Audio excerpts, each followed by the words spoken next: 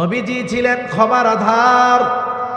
রাসূল আকরাম সাল্লাল্লাহু আলাইহি ওয়াসাল্লাম ক্ষমার গুণে গুণান্বিত ছিলেন। ওনার অন্তরটা আল্লাহ তাআলা রহমত দিয়ে মায়া দিয়ে ভরে দিয়েছিলেন। এই জন্যই তো ওনার কাছে মানুষেরা আসতো। নবীর কাছে যারা আসতো, নবীর এই নরম আচরণের কারণে আল্লাহ তাআলা কোরআনুল কারীমের মধ্যে বলেন, ফাবিমা রহমাতিম মিনাল্লাহি লিনতা লাহুম ওয়ালাউ কুনতা ফাযযান গালিযাল কলবি লানফাদ্দু মিন হাওলিক ফা'ফু আনহুম ওয়াস্তাগফির লাহুম ওয়াশাওিরহুম ফিল আমর। আল্লাহ রাব্বুল আলামিন বলেন, ফাবিমা রহমাতিম মিনাল্লাহি লিনতা লাহুম, আল্লাহ তাআলার আপনার প্রতি বিশেষ রহমত যে তিনি আপনাকে নরম তবিয়তের করেছেন, দিলটাকে নরম বানায় দিয়েছেন, রহমত দিয়ে ভরে দিয়েছেন। ওয়ালাউ কুনতা ফাযযান গালিযাল কলবি লানফাদ্দু মিন হাওলিক, আপনি যদি কঠোর স্বভাবের হতেন, আপনি যদি রূঢ় হৃদয়ের হতেন, আপনি যদি কঠোর রুক্ষভাষী হতেন, এরা আপনার আশেপাশে কেউ আসতো না। এরা তো আপনার এই তবিয়তের কারণে, আপনার মায়া মোহাব্বত ভালোবাসার কারণে আসে। একটু যদি এদের দ্বারা উল্টাপাল্টা হয়ে যায়, আপনি তাদেরকে ক্ষমা তো করবেনই করবেন, সাথে সাথে এদের জন্য আল্লাহ তাআলার কাছেও ক্ষমা চাইবে। এমন নরম দিলওয়ালা নবী। ফিরিস্তা বলে আদেশ দেন, দুই পাহাড় দিয়া এদেরকে শেষ করে দেই। নবীজি একটু আরাম করতেছিলেন, যেহেতু ক্লান্ত, এবার উনি উঠা বসছে। নবীজি ফিরিস্তার কথার জবাবে বলতেছে, কেমন যেন বলে যে তুমি তো বলতেছ যে আমাকে আদেশ দেন দুই পাহাড় দিয়ে এদেরকে নিশ্চিহ্ন করে দেই, পিষে দেই, কিন্তু এদের ব্যাপারে আমি কি আশা করি? নবীজি বলেন, বাল আরজু আন ইয়াখরুজাল্লাহু মিন আসলাবিহিম মান ইয়াবুদুল্লাহা ওয়াহদাহু ওয়া লা ইউশরিকু বিহি শাইআ। তুমি তো বলতেছো আদেশ দেন দুই পাহাড় দিয়া পিষা শেষ করে দেই, আর আমি তো এই লোকগুলার ব্যাপারে আল্লাহ তাআলার কাছে আশা করতেছি যে আল্লাহ তাআলা হয়তোবা এদের মধ্য থেকে এমন এক কওম বের করবে, এমন এক প্রজন্ম বের করবে, এমন এক জেনারেশন বের করবে যারা এক আল্লাহর ইবাদত করবে, তার সাথে কারো শরীক করবে না। সুবহানাল্লাহ। সম্মানিত উপস্থিতি, আমরা মুহাম্মাদুর রাসূলুল্লাহ সাল্লাল্লাহু আলাইহি ওয়াসাল্লামকে ভালোবাসি। এ ভালোবাসা সাধারণ ভালোবাসা নয়, বরং এ ভালোবাসার সম্পৃক্ততা, সম্পর্ক ঈমানের সাথে। এই দৃষ্টিকোণ থেকে প্রত্যেকটা মুমিন আশিকে রাসূল। প্রত্যেকটা মুমিন কি একটু বলেন তো? আশিকে রাসূল। বাস্তবতায় এটা দাবি করার কোনো বিষয় নয়। মুখে দাবি করলেই আশিকে রাসূল হওয়া যায় না। বাস্তবতায় আশিকে রাসূল, তার মধ্যে কিছু কোয়ালিটি থাকে, গুণ থাকে। ওই গুণ কারো মধ্যে যদি থাকে, ওই কোয়ালিটিগুলো যদি কারো মধ্যে থাকে, তাকে মুখ ফুলিয়ে উঁচু আওয়াজে বলা লাগবে না যে আমি আশিকে রাসূল। ওই গুণগুলো থাকলে এমনিই আল্লাহ তাআলার তালিকায় তার নামটা আশিকে রাসূলদের মধ্যে অন্তর্ভুক্ত হয়ে যাবে। ঠিক কিনা বলেন? আমরা তো আশিকে রাসূল। নবীজিও তো উম্মতের ব্যাপারে আশিক ছিলেন। ভালোবাসা মোহাব্বত শুধু যে আমাদের নবীর প্রতি আমাদের আছে তা নয়, বরং নবীজিরও উম্মতের প্রতি ভালোবাসা, মোহাব্বত, মায়া আছে না নাই? কত বেশি আছে। আমরা যত ভালোবাসি নবীকে, তার চাইতে অগণিত গুণ বেশি ভালো নবী আমাদেরকে বাসেন। বাস্তবতা হলো, আসলে কে কাকে ভালোবাসে বোঝা যায় কেমনে? আসলে যে আমাকে আপনাকে মুসিবতের সময় দূরে ঠেলে দেয় না, মুসিবতের সময় পাশে থাকে, বিপদে পাশে থাকে, বাস্তবেই সে আমাকে আপনাকে ভালোবাসে। এ দুনিয়াতে অনেক মানুষ এমন আছে যে শুধু এসে মুখ দিয়ে বলবে, ভাই আপনাকে খুব ভালোবাসি। এখন সেই লোকের সাথে বাজারে গেছে। ওই লোকটা বাজারে গিয়ে একটা মুসিবতে পড়েছে। ও চিন্তা করতেছে, মুসিবতে পড়ছি, আমি তো আর একা না, আমার সাথে আমার এমন একজন মানুষ আছে, যদি জীবন দেওয়া লাগে তাও সে দিয়ে দিবে। এই চিন্তা করতেছে, আর ডানে বামে তাকায় দেখে সে আছে কিনা। কিন্তু ডানে বামে তাকায় দেখে যেই লোক তারে জীবন দিতে প্রস্তুত ছিল, বারবার মুখ দিয়া বলতো, তাকে বিপদে দেখে সে তাকে বিপদে ফেলায়া ভাগছে।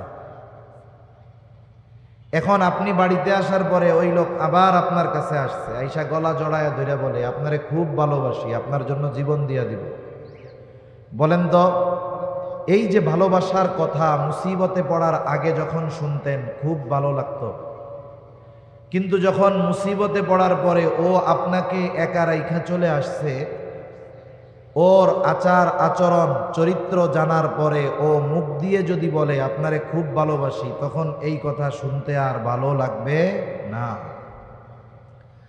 তাহলে যে কথাটা বোঝানোর জন্য বলতেছিলাম, যে আসলে বিপদে যে পাশে থাকে সেই আমাদের আসলে ভালোবাসে। দুনিয়ার বিপদ আপদ মুসিবত, চোখ দুটা বন্ধ হলে দুনিয়ার বিপদ আপদ মুসিবত সব শেষ। আসল মুসিবত তো হবে কিয়ামতের দিন। ওই মুসিবত মানুষ এতটা ভীত হবে, ওই মুসিবতে মানুষ এতটা চিন্তিত হবে যে সেই দিন ভাই ভাইকে চিনবে না, মা তার সন্তানকে চিনবে না, সবাই সবার থেকে লুকিয়ে থাকবে, পলায়ন করবে।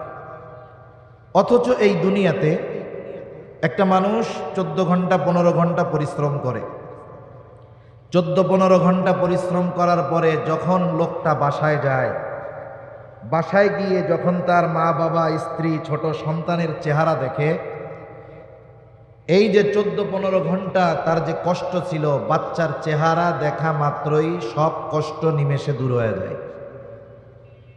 যারা প্রবাসে থাকে, সৌদিতে থাকে, মিডল ইস্টে থাকে, কত কষ্ট তাদের। প্রচণ্ড রৌদ্রের ভিতরে পরিশ্রম করে, কেউ কনস্ট্রাকশনের কাজ করে। এই মানুষগুলো 15-16 ঘন্টা ডিউটি করে, বাসায় এসে রান্না বান্না খাওয়া দাওয়ার সময় কম, 6 ঘন্টা ঘুমোতে পারে, এই রকম প্রবাসী কম আছে।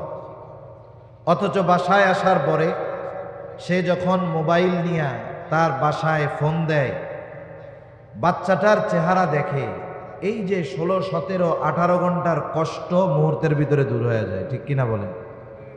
তাহলে দুনিয়াতে মানুষ কষ্ট দূর করার জন্য স্ত্রীর চেহারা দেখে, মা বাবার চেহারা দেখে, সন্তানের চেহারা দেখে, কিন্তু কিয়ামতের কষ্ট, কিয়ামতের মুসিবত সন্তান, স্ত্রী, মা বাবার চেহারা দেখলে দূর হবে না, বরং ওই দিন সন্তানের চেহারা দেখা, মা বাবার চেহারা দেখা তাদের জন্য আরো কষ্টের কারণ হয়ে যাবে। এই জন্য ওই মুসিবতের দিন সবাই সবার থেকে পালাইতে থাকবে। আল্লাহ তাআলা বলেন, ইয়াউমা ইয়াফিরুল মারউ মিন আখিহি ওয়া উম্মিহি ওয়া আবিহি ওয়া সাহিবাতিহি ওয়া বানিহি লিকুল্লি ইমরিইন মিনহুম ইয়াউমা ইযিন শা'নুন ইউগনিহি। আল্লাহ রাব্বুল আলামিন বলেন, কিয়ামতের দিন ভাই ভাইয়ের থেকে পলায়ন করবে, পিতামাতার থেকে মানুষ পলায়ন করবে, স্ত্রী সন্তানদের থেকে পলায়ন করবে। প্রত্যেকটা মানুষ সেই দিন নিজের চিন্তায় বিভোর থাকবে, নিজের চিন্তায় চিন্তিত থাকবে। সবাই চিন্তিত। সেই দিন আমার আপনার নবীজিও চিন্তিত থাকবেন। সব মানুষ চিন্তিত থাকবে নিজের জন্য, আর আমার আপনার নবীজি চিন্তিত থাকবেন উম্মতের নাজাতের জন্য। নবীজি নিজের চিন্তায় চিন্তিত থাকবেন, নবীর চিন্তা আমার উম্মতের কি হবে। দুনিয়াতেও যেমন নবীর উম্মতের চিন্তায় চিন্তিত, আখিরাতের ময়দানে নবীজিও উম্মতের চিন্তায় চিন্তিত থাকবেন। একটা মানুষ যখন চিন্তাগ্রস্ত থাকে, পেরেশান থাকে, আপনি তাকে যতই আরামের বিছানা দেন না কেন, এসি রুমে তাকে আপনি শোয়া দেন না কেন, অনেক সময় ঘুমের ট্যাবলেট আপনি তাকে খাওয়ান না কেন, পেরেশানির কারণে অনেক সময় ঘুমের ট্যাবলেটেও ঘুম আসে না, আরামের বিছানা এসি রুমেও ঘুম আসে না। মানুষ যখন চিন্তিত থাকে সে এক জায়গায় স্থির থাকতে পারে না, সে ঘরের মধ্যে বিভিন্ন জায়গায় পায়চারি করে, ছাদে যায়, বাড়ির উঠান দিয়ে হাঁটাহাঁটি করে, তার মানে সে বারবার শুধু স্থান পরিবর্তন করে। কিয়ামতের দিন আমার আপনার নবী উম্মতের চিন্তায় বিভোর, তিনিও এক জায়গায় স্থির থাকবেন না। নবীজি একবার চলে যাবেন হাউজে কাউসারের কাছে, না জানি তার কোনো উম্মত পানি পানে মাহরুম হয়ে যায়। আবার চলে যাবেন পুলসেরাতের গোড়ায়, না জানি কোনো উম্মত পুল পাড়ি দিতে ব্যর্থ হয়ে যায়। আবার চলে যাবেন মিজানের কাছে, না জানি কোনো উম্মত ওজনে ধরা পড়ে যায়। আবার চলে যাবেন জাহান্নামের কাছে, না জানি কোনো উম্মতকে জাহান্নামে দিয়ে দেওয়া হয়। আবার যখন উম্মতের জন্য সুপারিশের দরকার, নবীজি আল্লাহ তাআলার কাছে সুপারিশ করবেন, সব নবী জান্নাত অভিমুখে রওনা হয়ে যাবে, জান্নাতের দোরগোড়ায় পৌঁছিয়ে যাবে। জান্নাতের দরজা বন্ধ, খোলা হবে না। জিজ্ঞাসা করা হবে কি ব্যাপার, দরজা খোলা হয় না কেন? জবাব দেওয়া হবে যিনি আসলে খোলা হবে তিনি আসেন নাই। কে আসলে খোলা হবে? বলে মুহাম্মাদুর রাসূলুল্লাহ সাল্লাল্লাহু আলাইহি ওয়াসাল্লাম। কোথায় তিনি? হাসরের ময়দানে, উম্মতের চিন্তায় চিন্তিত। বলে নবী ততক্ষণ পর্যন্ত জান্নাত অভিমুখে রওনা হবে না যতক্ষণ না তার ওই উম্মত যার যাররা পরিমাণ ঈমান আছে তার ব্যাপারেও যতক্ষণ আল্লাহ তাআলার পক্ষ থেকে নাজাতের সংবাদ নবী না পাবে ততক্ষণ পর্যন্ত নবী নিজে জান্নাত অভিমুখে রওনা হবে না। তাহলে নবীজির উম্মতের প্রতি দরদ মায়া কত বেশি, কত বেশি! এই দুনিয়াতেও নবীজি উম্মতের চিন্তায় চিন্তিত। আব্দুল্লাহ ইবনে আমর ইবনুল আস রাদিয়াল্লাহু তাআলা আনহু বলেন, আন্নান নাবিয়্য সাল্লাল্লাহু আলাইহি ওয়াসাল্লাম তাআলা মা কাওলাল্লাহি আযজা ওয়া জাল্লা ফি ইব্রাহিম আলাইহিস সালাম। সাহাবায়ে কেরাম নবীজির সাথে নবীজি সাল্লাল্লাহু আলাইহি ওয়াসাল্লাম কোরআনুল কারীম থেকে তিলাওয়াত করলেন। বলে কি তিলাওয়াত করলেন? যা আল্লাহ তাআলা ইব্রাহিম আলাইহিস সালামের ব্যাপারে নাজিল করেছে। কি নাজিল করেছে? বলে ইব্রাহিম আলাইহিস সালাম তার উম্মতের জন্য ক্ষমা চায়া দোয়া করে। আল্লাহ তাআলা সেই দোয়ার খবর জানিয়ে দেন। ইব্রাহিম আলাইহিস সালাম দোয়া করতেছে, রব্বি ইন্নাহুন্না আদলালনা কাসীরাম মিনান নাস ফামান তাবিআনি ফাইন্নাহু মিন্নি ওয়া মান আসানি ফাইন্নাকা গফুরুর রহিম। ইব্রাহিম আলাইহিস সালাম বলে, রব, এই প্রতিমাগুলো, এই মূর্তিগুলো অধিকাংশ মানুষকে পথচ্যুত করে ফেলেছে, পথভ্রষ্ট করে ফেলেছে। ফামান তাবিআনি ফাইন্নাহু মিন্নি, তবে এদের মধ্য থেকে যারা আমার আনুগত্য করেছে, মূর্তি পূজা বাদ দিয়ে ঈমান এনেছে, ফাইন্নাহু মিন্নি, সে তো আমার দলভুক্ত। যে মূর্তি পূজা বাদ দিয়ে আমার আনুগত্য করেছে সে তো আমার দলভুক্ত।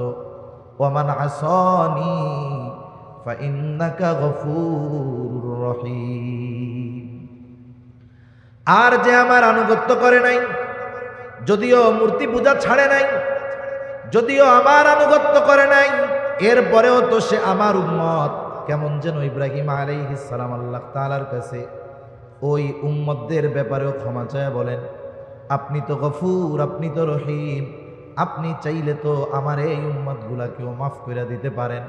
মূলত গুনাহগার উম্মতের জন্য ক্ষমা প্রার্থনা করে ইব্রাহিম আলাইহিস সালাম আল্লাহ তাআলার কাছে দোয়া করেছেন। ওয়াকালা ঈসা আলাইহিস সালাম ইন তুআযিবহুম ফাইন্নাহুম ইবাদুক। ঈসা আলাইহিস সালাম তার উম্মতের জন্য দোয়া করে বলে, ইন তুআযিবহুম ফাইন্নাহুম ইবাদুক, আপনি যদি তাদেরকে আযাব দেন, আপনি যদি তাদেরকে শাস্তি দেন, তারা তো আপনারই বান্দা। ওয়া ইন তাগফির লাহুম ফাইন্নাকা আনতাল আজিজুল হাকীম। আর আপনি যদি তাদেরকে মাফ করে দেন, আরে আপনি তো আজিজ, আপনি তো হাকিম, আপনি মহাপরাক্রমশালী, মহাপ্রজ্ঞাময়। তার মানে ঈসা আলাইহিস সালাম আল্লাহ তাআলাকে বলে, আল্লাহ আপনি আমার গুনাহগার উম্মত, তারা তো আপনারও বান্দা। আপনি যেহেতু আজিজ, আপনি যেহেতু হাকিম, আপনি আমার এই গুনাহগার উম্মতগুলোকে মাফ করে দেন। দুই নবী তার গুনাহগার উম্মতের ব্যাপারে ক্ষমা চেয়ে আল্লাহ তাআলার কাছে দোয়া করছে। নবীজি যদিও সব সময় উম্মতের চিন্তায় চিন্তিত, তবে কিছু কিছু সময় আছে, যেমন একটা মানুষের বাপ মারা গেছে, বাবা দুনিয়ায় নাই, এই লোকটার অন্তরে সব সময় বাবা হারানোর বেদনা আছে না নাই?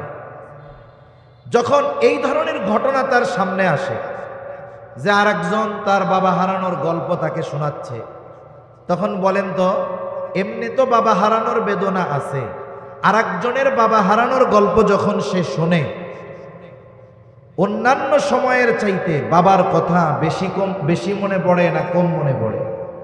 স্বাভাবিক বেশি মনে পড়বে।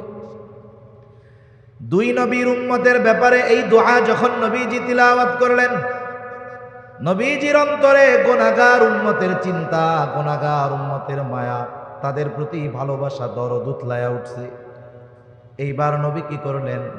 বলে ফারাফা ইয়াদাইহি ওয়া ক্বালা আল্লাহুম্মা উম্মতি উম্মতি ওয়া বাকা। নবীজি সাল্লাল্লাহু আলাইহি ওয়াসাল্লাম দুই হাত উঁচু করে কান্না করে, অঝোর ধারায় চোখ দিয়ে পানি পড়তেছে, আর বলে আল্লাহ আমার উম্মত, আমার উম্মত, আর কিছুই বলেন না। কিন্তু আসলে কি বলতে চান আল্লাহ তাআলা জানেন।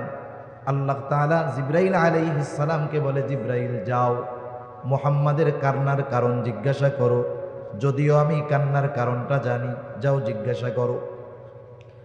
জিবরাইল আলাইহিস সালাতু ওয়াস সালাম চলে আসছে আমার আপনার নবীজির কাছে, এসে বলে আপনি কান্না করেন কেন?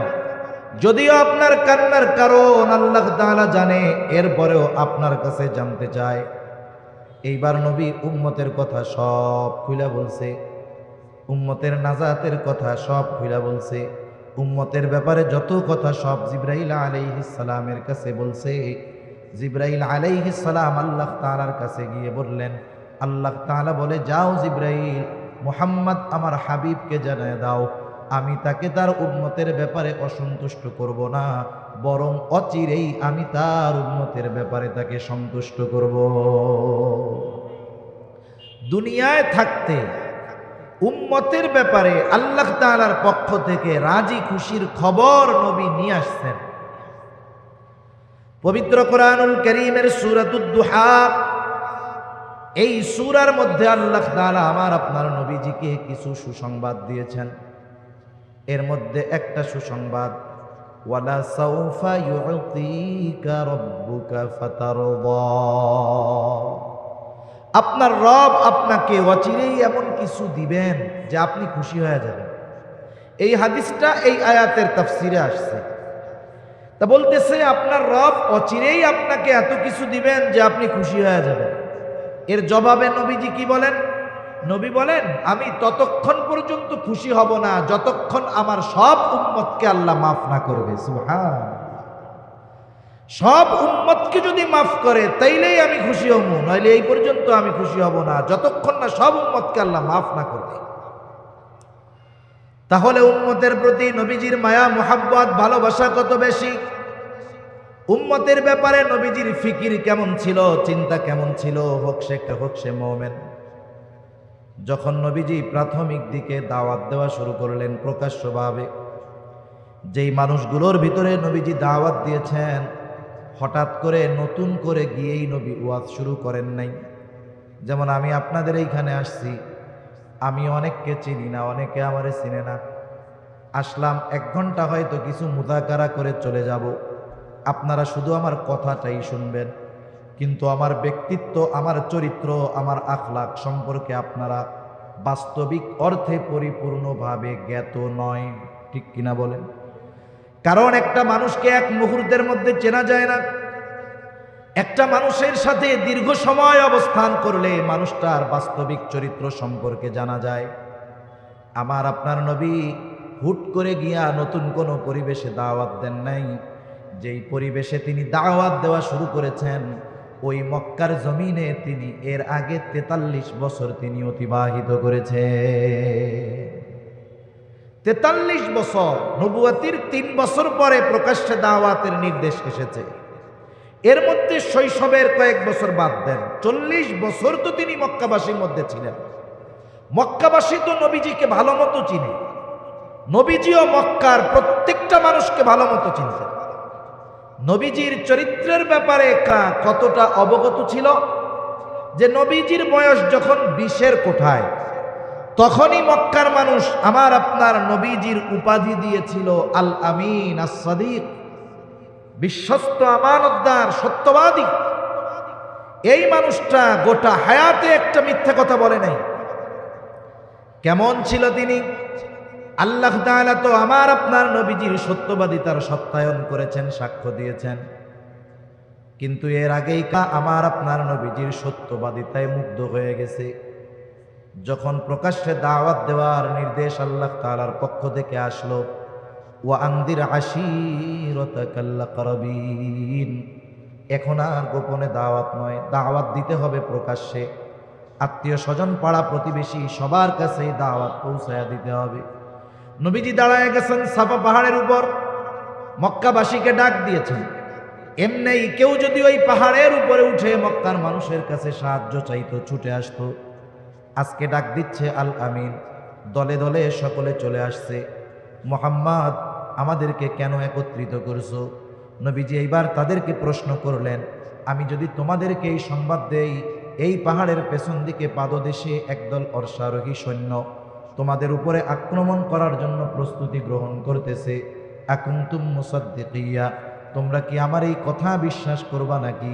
নবীজি জিজ্ঞাসা করার সাথে সাথে উপস্থিত সকলে সমস্বরে জবাব দিয়ে বলে, কেন নয়, অবশ্যই বিশ্বাস করব, কারণ ইতিপূর্বে আমরা তোমাকে সব সময় সত্যবাদী পেয়েছি।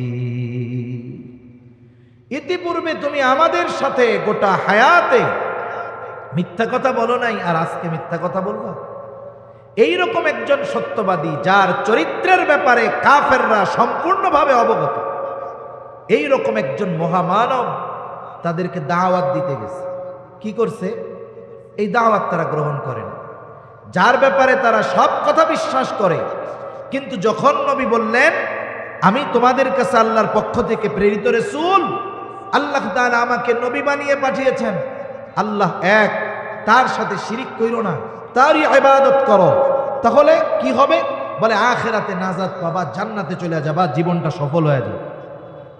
এই যে তাদের কল্যাণের কথা যখন নবীজি বললেন, এইবার ওই মানুষগুলো তার দুশ্মন হয়ে গেল। যেই মানুষগুলো বলেছিল তুমি আস-সাদিক, তুমি আল আমিন, সেই মানুষগুলোই তার বিরুদ্ধাচরণ শুরু করে দিল।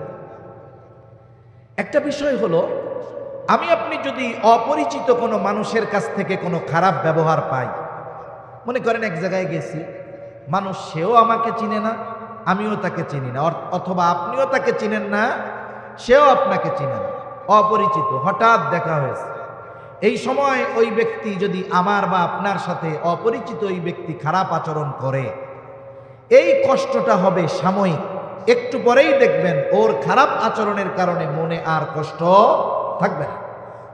কিন্তু ওই ব্যক্তির খারাপ আচরণটা যদি আপনার আমার কোনো বন্ধু করে, বলেন তো কষ্ট বেশি লাগবে কি লাগবে না?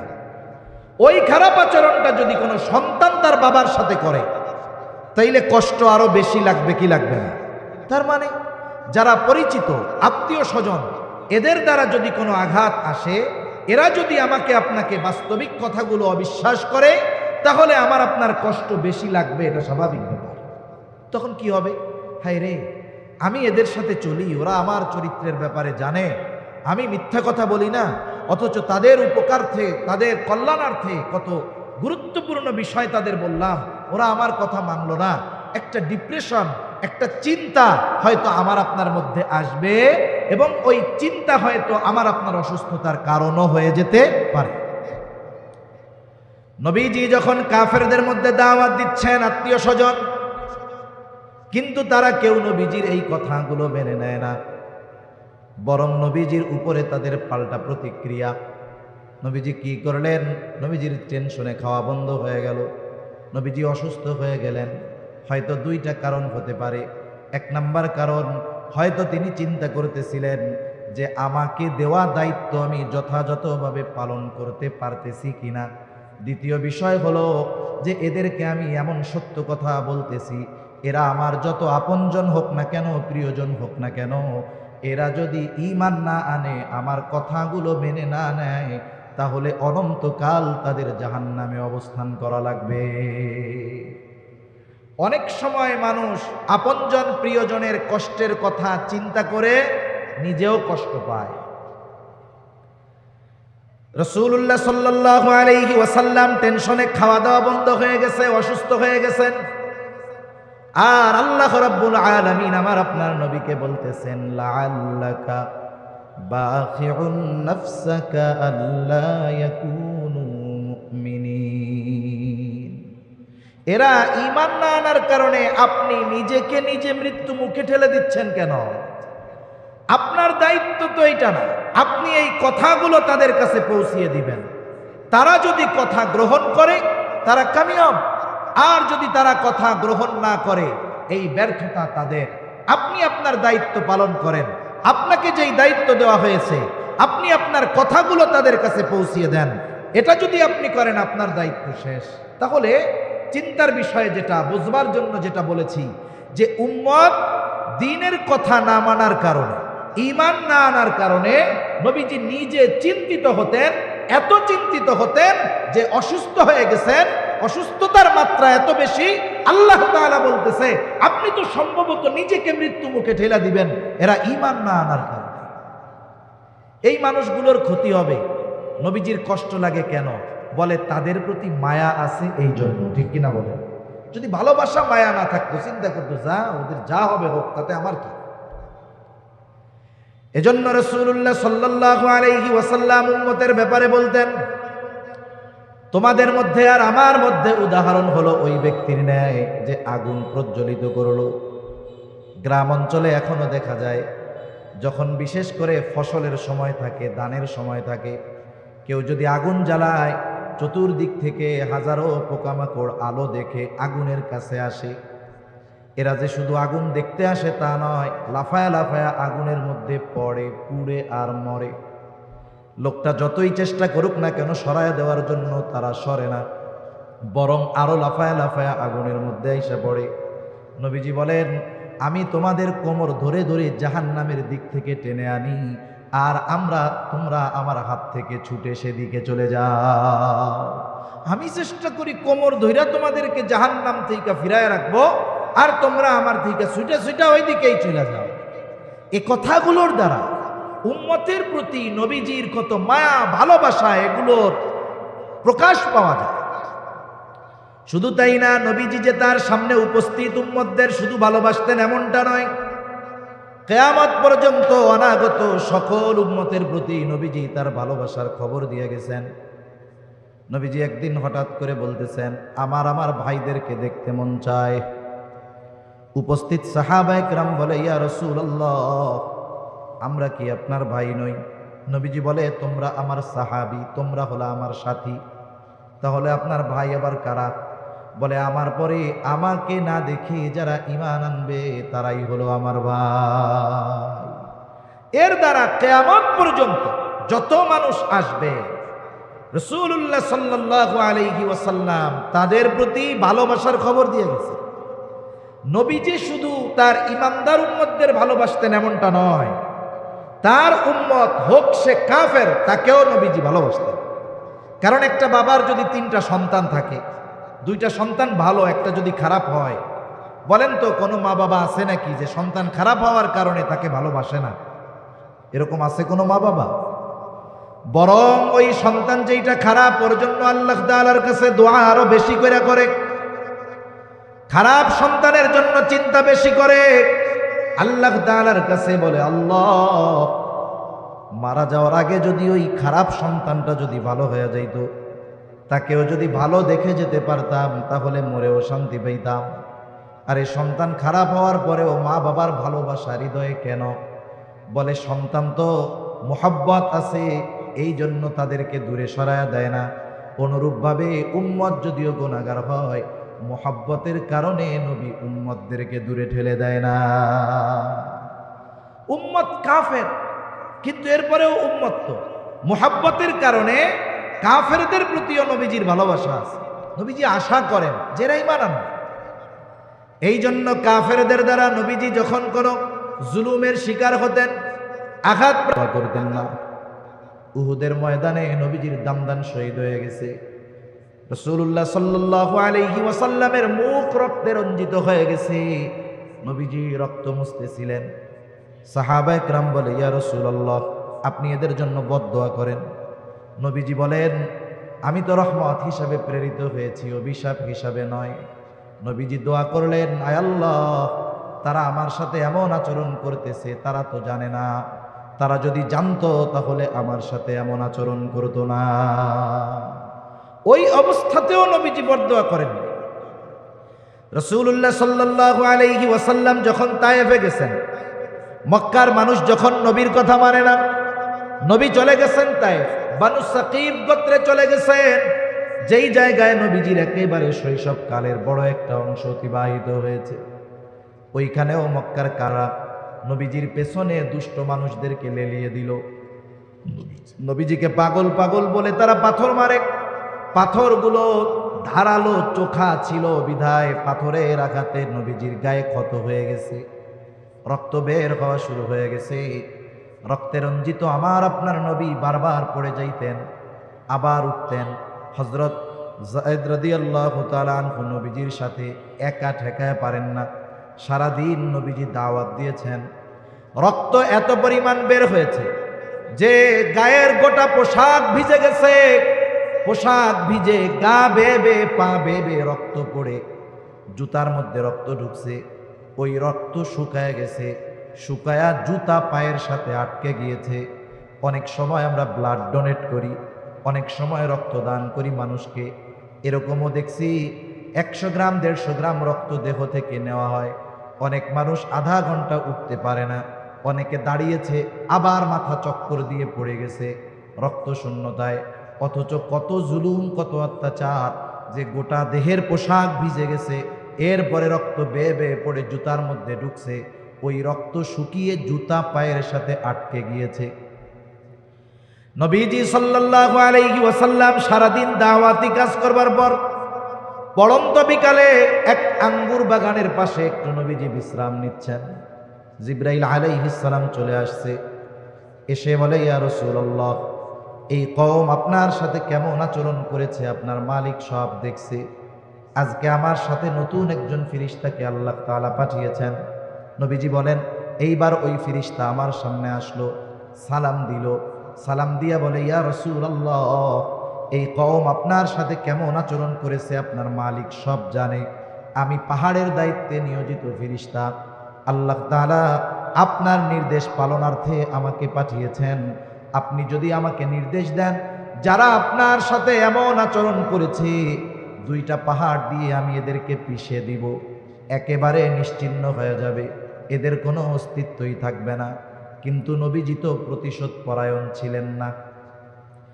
নবীজি ছিলেন ক্ষমার আধার। রাসূল আকরাম সাল্লাল্লাহু আলাইহি ওয়াসাল্লাম ক্ষমার গুণে গুণান্বিত ছিলেন। ওনার অন্তরটা আল্লাহ তাআলা রহমত দিয়ে, মায়া দিয়ে ভরে দিয়েছিলেন। এই জন্যই তো ওনার কাছে মানুষেরা আসতো। নবীর কাছে যারা আসতো, নবীর এই নরম আচরণের কারণে আল্লাহ তাআলা কোরআনুল কারীমের মধ্যে বলেন, ফাবিমা রাহমাতিম মিনাল্লাহি লিনতা লাহুম ওয়ালাউ কুনতা ফাযযান গালিযাল কলবি লানফাদ্দু মিন হাওলিক ফা'ফু আনহুম ওয়াস্তাগফির লাহুম ওয়াশাওিরহুম ফিল আমর। আল্লাহ রাব্বুল আলামিন বলেন, ফাবিমা রাহমাতিম মিনাল্লাহি লিনতা লাহুম, আল্লাহ তাআলার আপনার প্রতি বিশেষ রহমত যে তিনি আপনাকে নরম তবিয়তের করেছেন, দিলটাকে নরম বানায় দিয়েছেন, রহমত দিয়ে ভরে দিয়েছেন। ওয়ালাউ কুনতা ফাদ্দান গালিদাল কলবি লান ফাদ্দু মিন হাওলিক, আপনি যদি কঠোর স্বভাবের হতেন, আপনি যদি রূঢ় হৃদয়ের হতেন, আপনি যদি কঠোর রুক্ষভাষী হতেন, এরা আপনার আশেপাশে কেউ আসতো না। এরা তো আপনার এই তবিয়তের কারণে, আপনার মায়া মোহাব্বত ভালোবাসার কারণে আসে।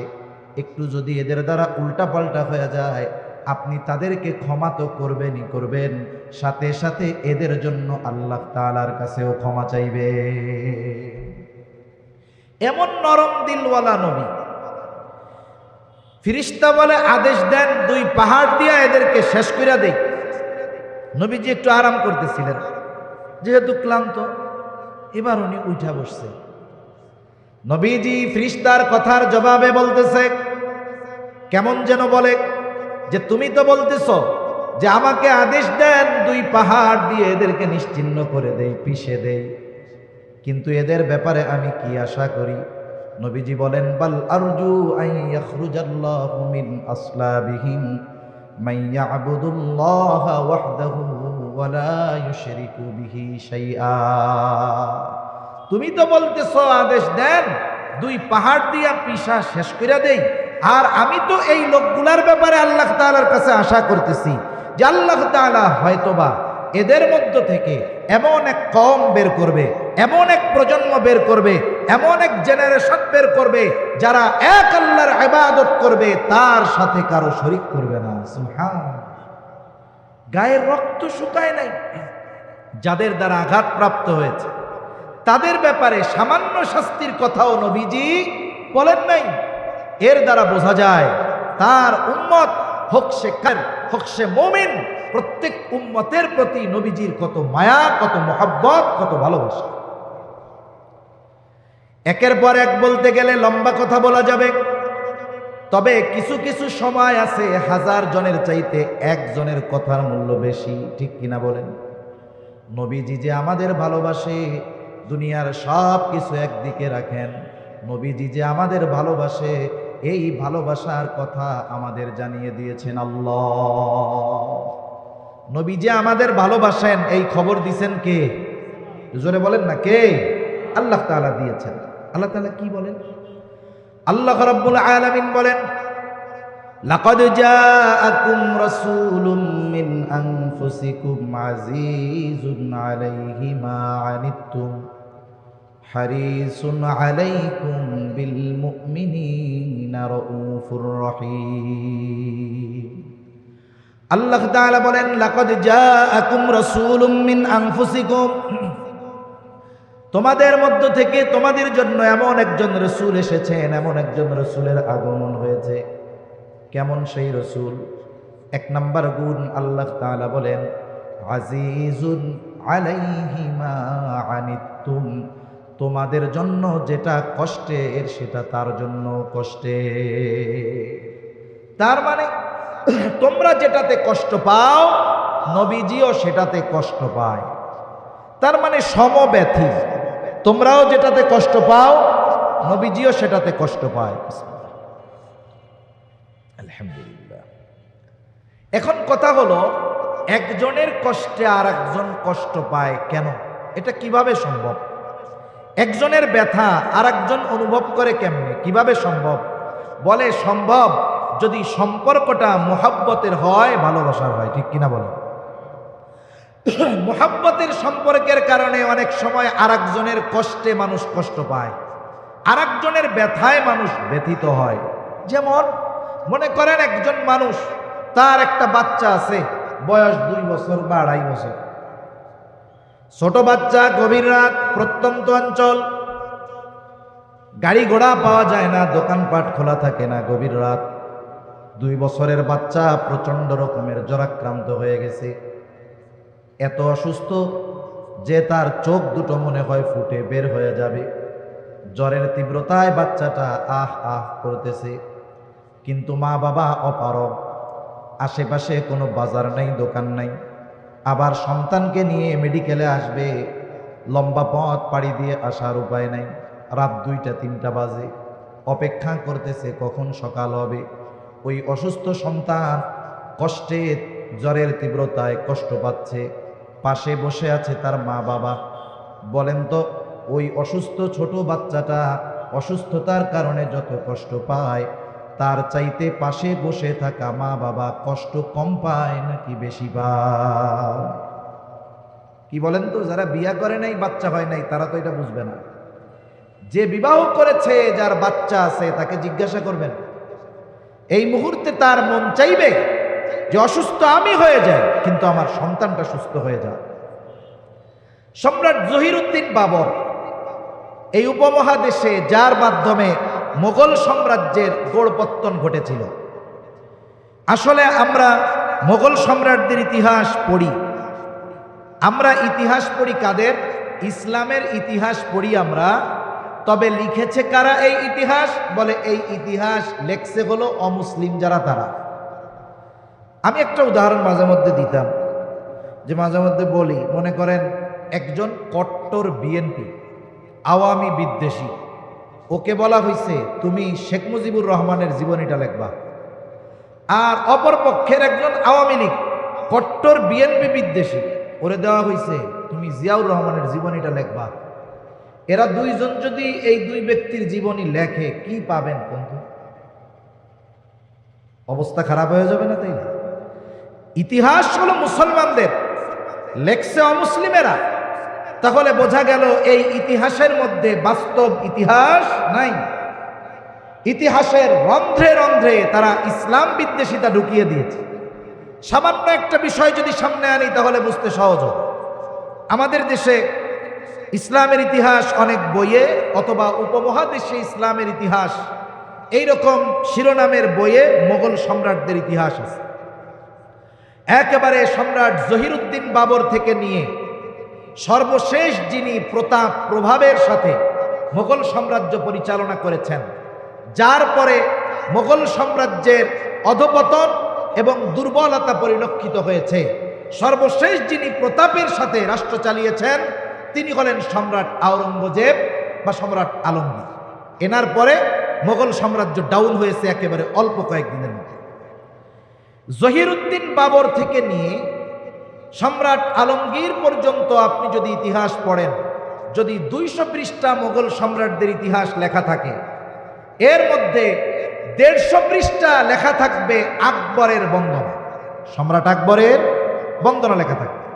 বাকি 50 পৃষ্ঠা বাকি সবার ব্যাপারে লেখা থাকবে। অথচ আপনি যদি ইনসাফের দৃষ্টি দিয়ে সামনে তাকান, ইসলামের দৃষ্টি দিয়ে যদি সামনে তাকান, এই উপমহাদেশে যত মুসলমান শাসক শাসন করেছে, এদের মধ্যে 1-2 মধ্যে থাকবে সম্রাট আওরঙ্গজেব বা সম্রাট আলমগীর। ঠিক কিনা বলেন? ইতিহাস জানেন কি? আমি জানি না। উনি প্রায় 50 বছর এই উপমহাদেশ শাসন করেছে। কত বছর? 50 বছর।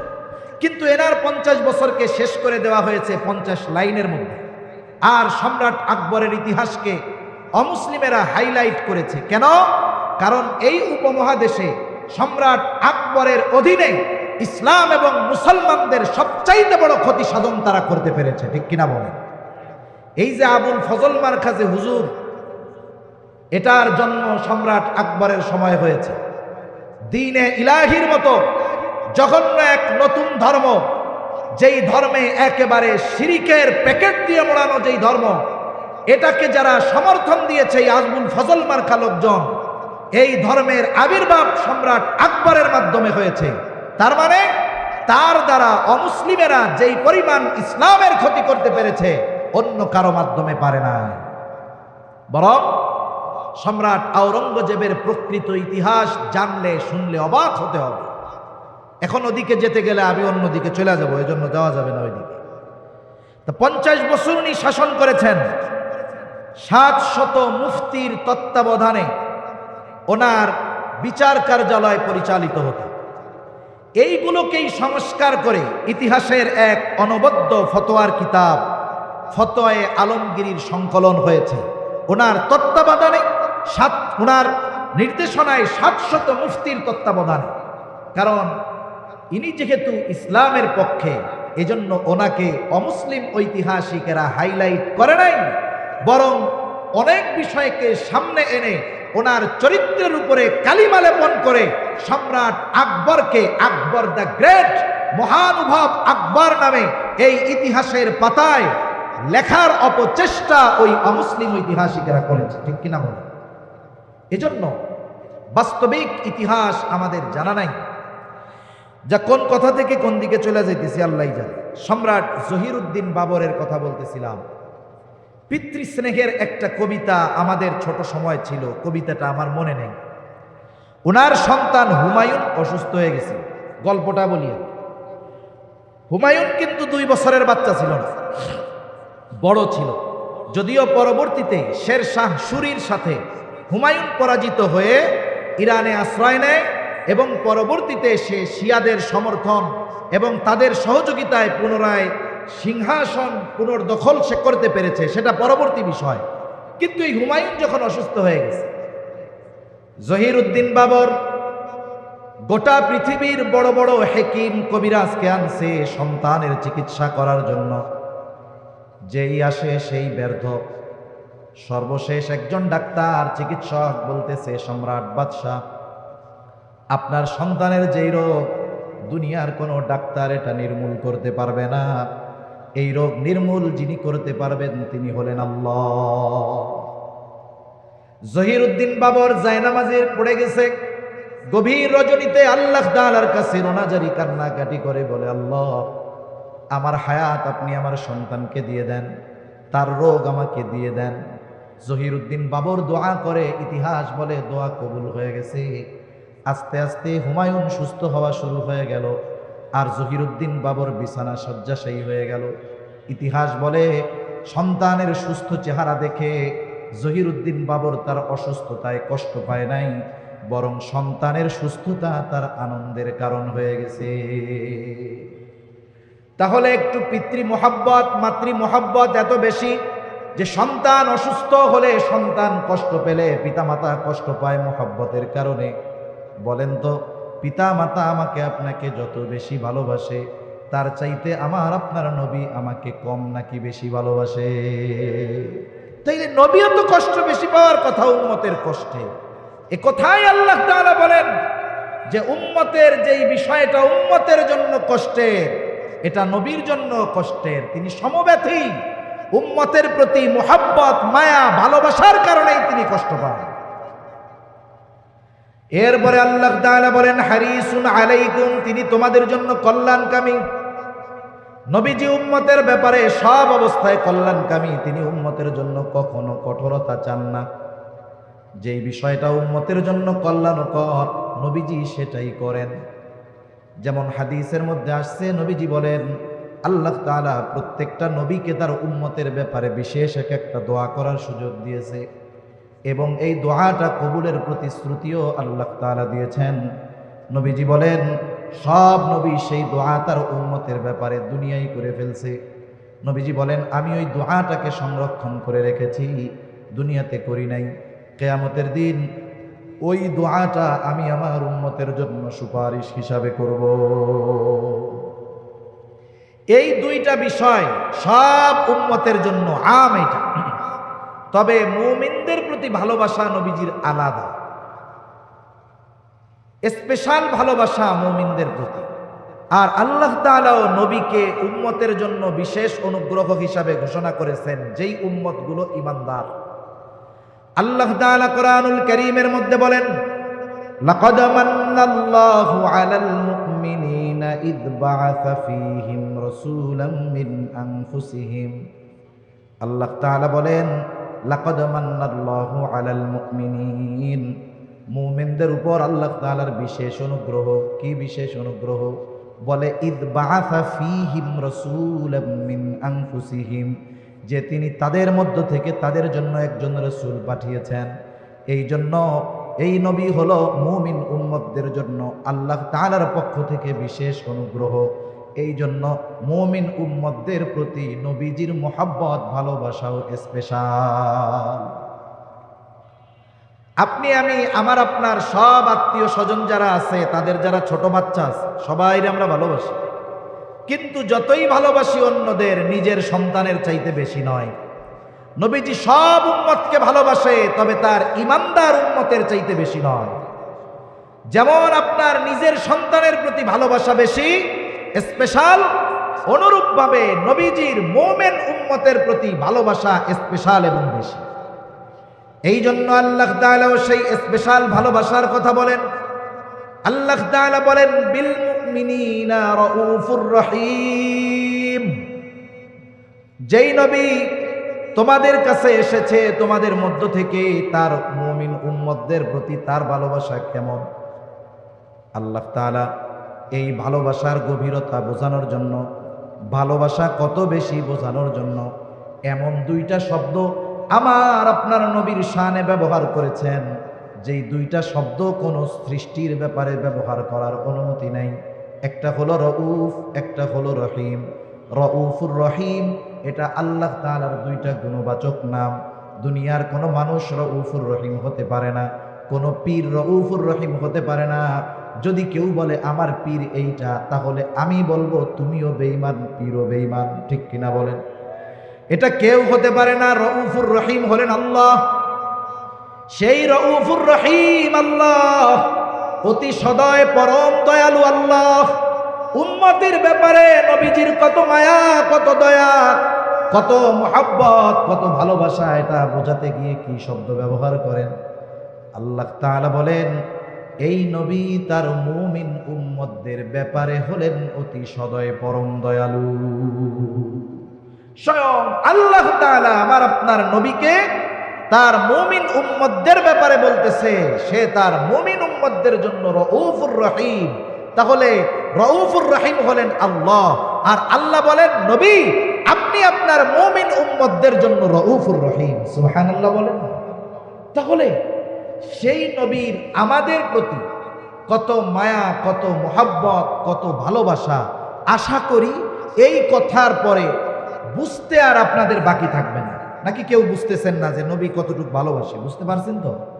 মনে রাখতে হবে, মহাসমুদ্রের গভীরতাকে পরিমাপ করা সম্ভব, হিমালয়ের চূড়ায় বারবার পৌঁছানো সম্ভব, কিন্তু উম্মতের প্রতি নবীজির দয়া মায়ার গভীরতা উচ্চতা পরিমাপ করা কিয়ামত পর্যন্ত সম্ভব নয়।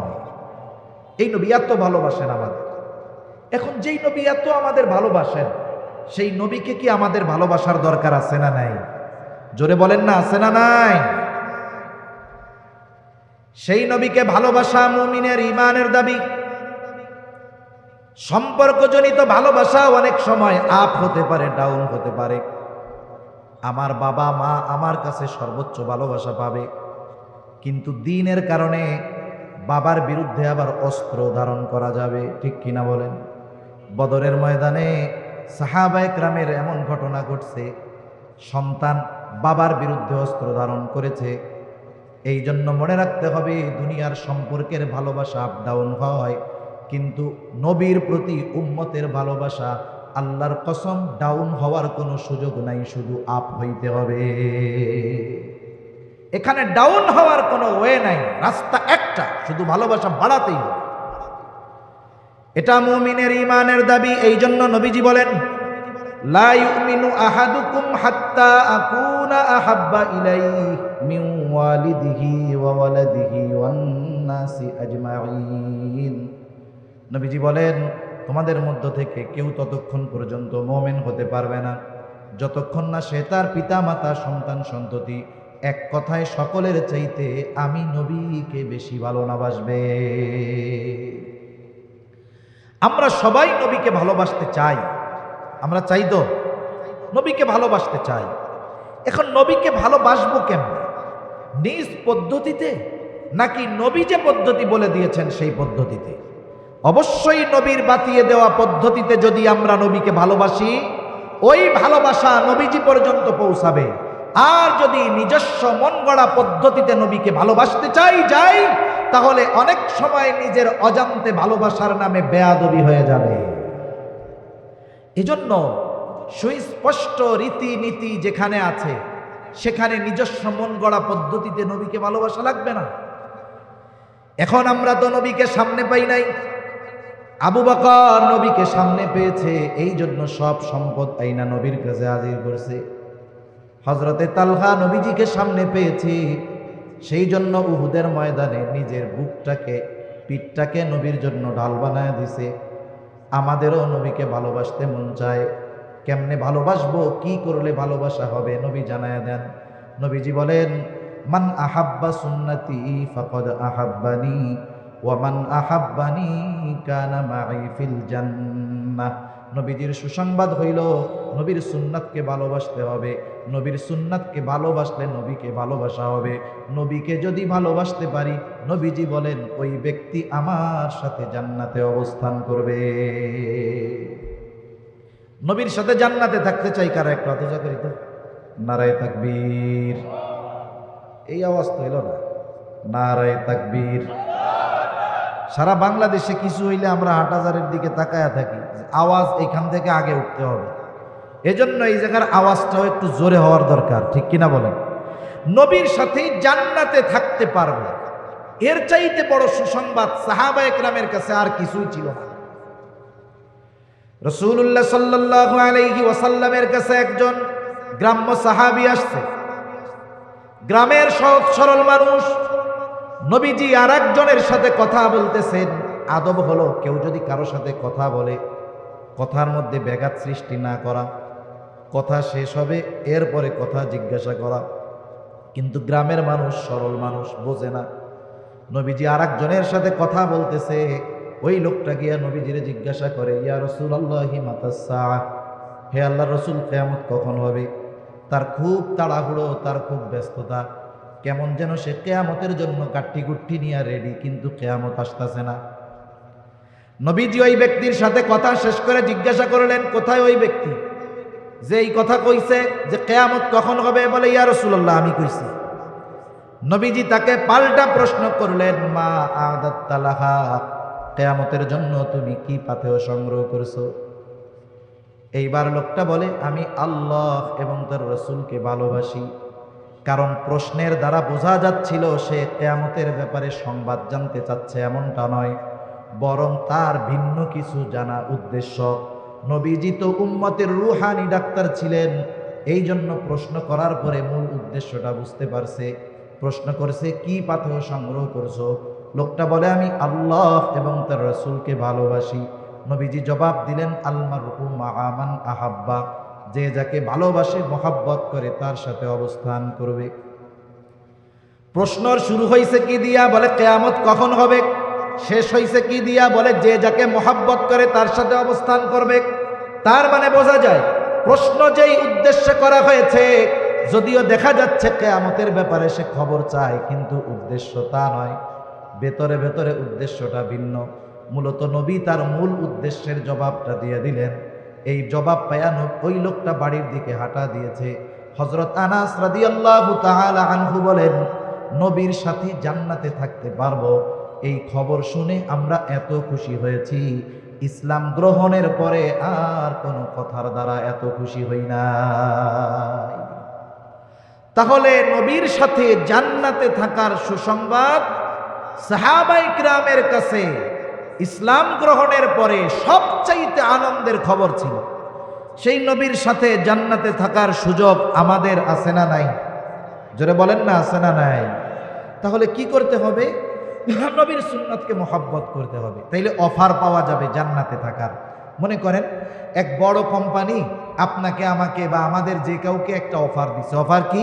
যে আপনাকে একটা বিমানের টিকিট দেওয়া হইল বিজনেস ক্লাসের। এই বিমানে চড়ে আপনি ওমরার সফরে যাইতে পারবেন, আসতে পারবেন। আবার একবারে ক্লক টাওয়ারের একেবারে উপরের দিকে, যেখান থেকে বাইতুল্লাহর ভিউ পরিপূর্ণ দেখা যায়। প্রতি রাত্রে একদিন 24 ঘন্টায় বাংলাদেশি টাকায় 30-40 হাজার টাকা এমনি সময় লাগে। এই হোটেলে 5 দিন থাকার সুযোগ আর বিজনেস ক্লাস বিমানে যাওয়া আসার সুযোগ। বড় অফার না? অফার তো পাইছেন। এখন আপনার আমার কাছে পাসপোর্টও নাই, ভিসাও নাই। এখন বলেন তো, পাসপোর্ট ভিসা যদি না থাকে অফার গ্রহণ করার সুযোগ আর আছে? সুযোগ আর নাই। আলহামদুলিল্লাহ। আমাদের আজকের মাহফিলের অন্যতম আকর্ষণ আমার এলাকার জামাই আর কি, সেই হিসাবে দুলাভাই কই আল্লামা হাবিবুল্লাহ মাহমুদ কাসেমি হাফিজাহুল্লাহ হযরত চলে আসছেন। আমরা একটা তাকবীর দেই, নারায়ে তাকবীর, নারায়ে তাকবীর। মাশাআল্লাহ, একটু জমে জমে বৈশা যান, আমি 2-3 মিনিটের মধ্যে শেষ করে দেই।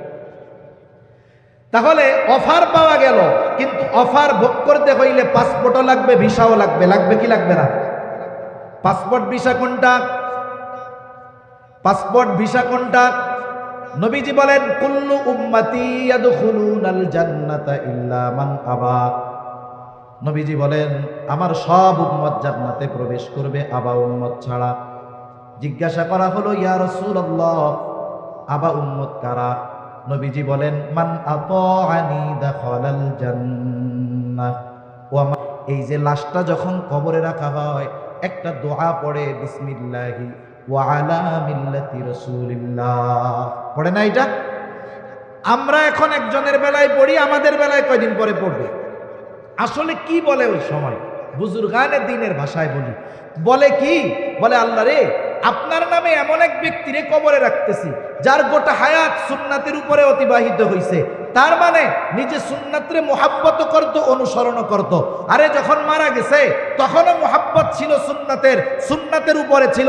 আরে কবরে যখন রাখতেছি এখনো তো সুন্নাতের উপরে আছে। এইটা হইল ওই জগতের ভিসা। মনে করেন দুনিয়ার জগৎ থেকে ট্রান্সফার হইছে কোথায়? বলে আলমে বরজখে। দুনিয়ার জগৎ থেকে নতুন জগৎ, বাংলাদেশ থেকে অন্য জগতে যাইতে গেলে ভিসা লাগে কি লাগে না? ওইটা হলো আলমে বরজখের ভিসা। এখন ভিসা যদি 2 নাম্বার হয়, ইমিগ্রেশনে যদি ধরা পড়ে আদর করবে না সাইজ করবে? এখন দেখা গেল যার ব্যাপারে এই কথা বলছে, আমি হাত জোড় করে ক্ষমা চাই, কষ্ট দিতে চাই না। দেখা গেল যার ব্যাপারে এই কথা বলল তার মুখে নবীর সুন্নাত দাড়ি নাই। সব সুন্নাত পরে মরার পরে প্রথম সুন্নাত দেখবে হলো এই সুন্নাত। দেখা গেল যার সুন্নাতের সাথে সম্পর্ক নাই। এখন বলেন তো তার ব্যাপারে যদি ওই দোয়া পড়া হয়, এই দোয়া তার ব্যাপারে সত্য হবে নাকি মিথ্যা হবে? এজন্য জীবনটা এমন ভাবে সাজাই, কোন সময় মারা যাব গ্যারান্টি নাই।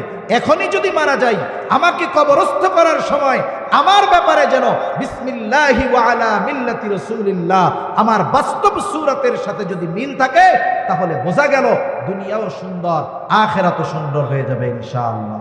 আল্লাহ তাআলা আমাদের সকলকে আমাদের প্রতি নবীজির মুহাব্বতকে অনুধাবন করে নবীজির সুন্নাতকে মুহাব্বতের সাথে অনুসরণের মাধ্যমে নবীজির মুহাব্বতের প্রমাণ দেওয়ার তৌফিক আল্লাহ দান করুন, বলি আমিন।